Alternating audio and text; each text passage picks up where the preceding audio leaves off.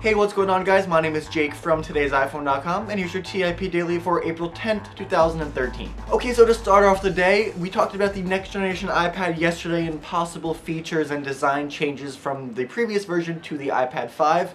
Well, today we got a little bit more information because nowhereelse.fr has some pictures of what they claim is a leaked front panel for the iPad 5.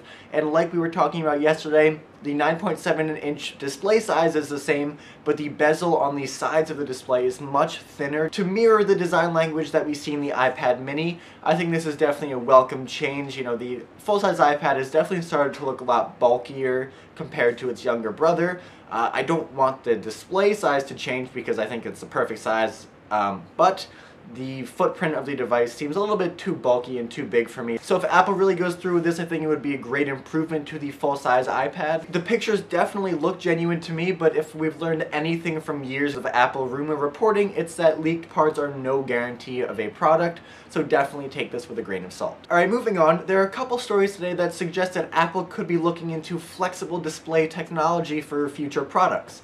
The first is a couple of patents the company has filed for iPhones with flexible displays, either on the side of the device or the main display itself. They detail things like being able to have a side bezel that you can bend up to make the display of the phone bigger, to bending a display or a whole device with a flexible circuitry and battery to, raise the volume and stuff.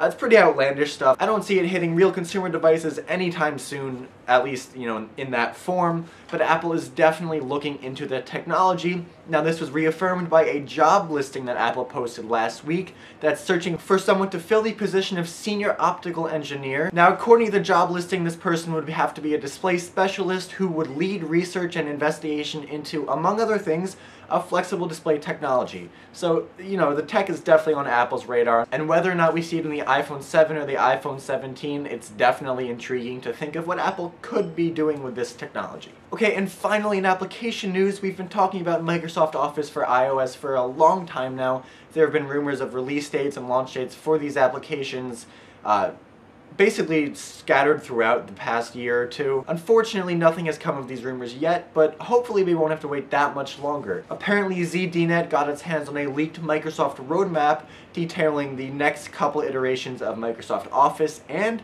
Microsoft Office for iOS. Now, according to this timeline, Microsoft Office for iOS/Android won't actually launch until October of 2014, which is definitely a bummer, especially since people have been waiting for this for so long. At this point, I'm starting to wonder if customers are even going to keep waiting or even going to need Microsoft Office for like an iPad when it comes out, if there's so much time for companies like Apple with Keynote and Pages and stuff, or other productivity companies to create alternatives. Okay, well, that's all the big news for today, guys. Thank you very much for watching. Your question of the day today is, what would you like Apple to do with flexible display technology? I can't really see myself wanting it in like an iPhone or something. I've never looked at my phone and thought, wow, I wish this could bend.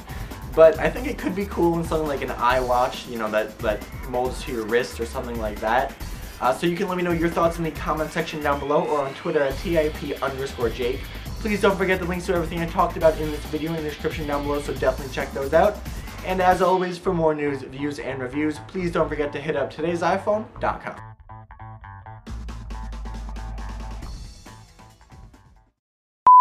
But if lightning!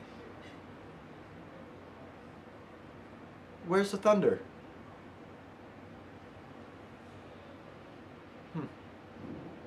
Ah?